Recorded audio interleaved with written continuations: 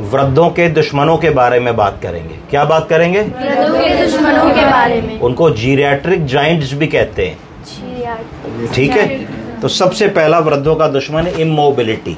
जब हमने ये समझ लिया कि अब हमें चलना फिरना नहीं है, हमें बिस्तर पे ही रहना है, हमें घर के बाहर नहीं निकलना है, हमें सैर करने नहीं जाना है, हमें अपने आप को हमने कन्फाइंड कर लिया रूम और टॉयलेट और बेडरूम और डाइनिंग रूम पे, तो उसको कहा जाता है इमोबिलिटी। क्या कहते हैं? इमोबिलिटी। कि हमने ये मान लिया कि अब हम वृद्ध हो गए हैं और वृद्धावस्था के कारण इमोबाइल हो गए हैं, अब हमारा चलना फिरना ठीक नहीं है।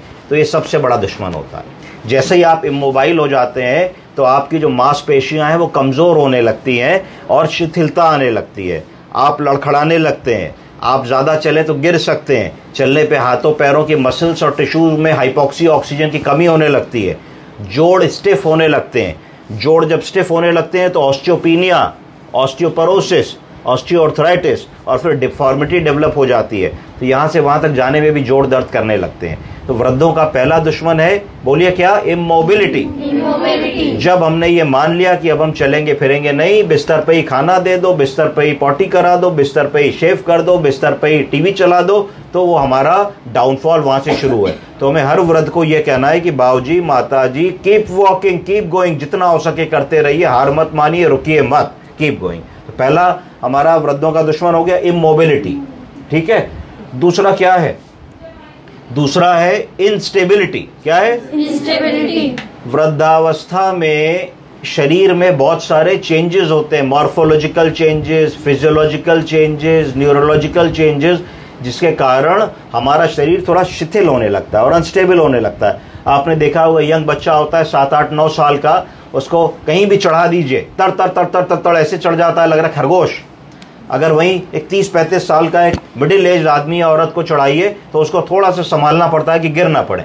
और अगर वही काम एक 70 साल के व्यक्ति से कह दिया जाए तो वो नहीं चढ़ पाते हैं। अगर वो चढ़ने की भी कोशिश करते हैं तो गिरने का बहुत डर होता है। हो सकता है कि वो लोग उस समय तक आते आते छड़ी पे आ गए हों, वॉकर पे आ गए हों। तो इंस्टेबिलिटी, बॉडी पे कंट्रोल ना होना, कि एकदम से हम चलते जा रहे हैं, एकदम से गड्ढा आ गया तो पैर हमारा डगमगा जाएगा, हम गिर पड़ेंगे, एकदम से जा रहे हैं, किसी ने आवाज़ दी, एकदम से घूमेंगे तो इंस्टेबिलिटी हो जाएगी, नहीं कर पाएंगे। रात में बाथरूम के लिए उठे, नहीं समझ पाए, पैर किसी चीज़ में कारपेट पे या चप्पल पे लड़ा तो नहीं समझ पाए, गिर जाएंगे। तो दूसरा हमारा जो दुश्मन है वो इंस्टेबिलिटी।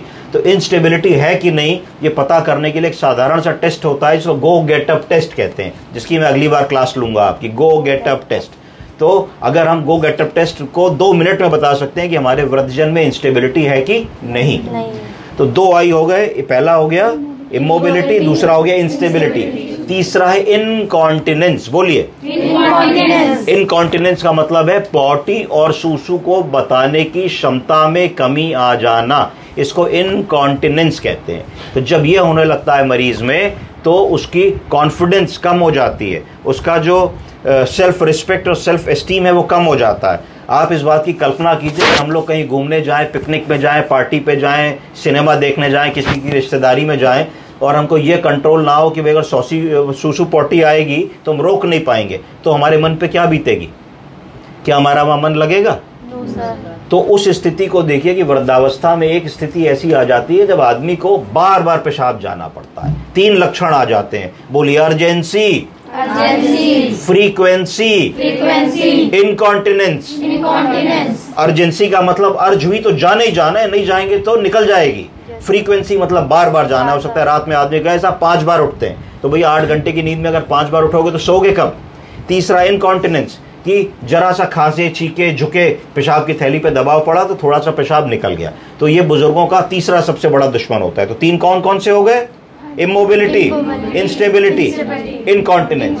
अगला आइए इंपेयर्ड मेमोरी। क्या हो गया? Impaired memory. जैसे जैसे उम्र बढ़ती है ब्रेन के न्यूरॉन्स में कमी आने लगती है, ब्रेन के सेल्स वीक होने लगते हैं और एजिंग के कारण बहुत सारे लोगों में याददाश्त में कमी आने लगती है।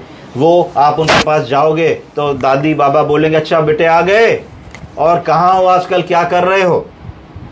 तो उनको पता है कि तुम जॉब कर रहे हो कि पढ़ाई कर रहे हो, उनको तुम्हारा नाम भी पता है, पर वो धीरे से कह देंगे मुन्नी आ गई, देखो बबुआ आ गया, देखो बेटा आ गया, और बेटा कैसे हो या तुम्हारे और भाई बहनों से तुम्हारा नाम कंफ्यूज करेंगे, तो इसको धीरे धीरे कहते हैं इंटेलेक्चुअल इम्पेयरमेंट। क्या कहते हैं?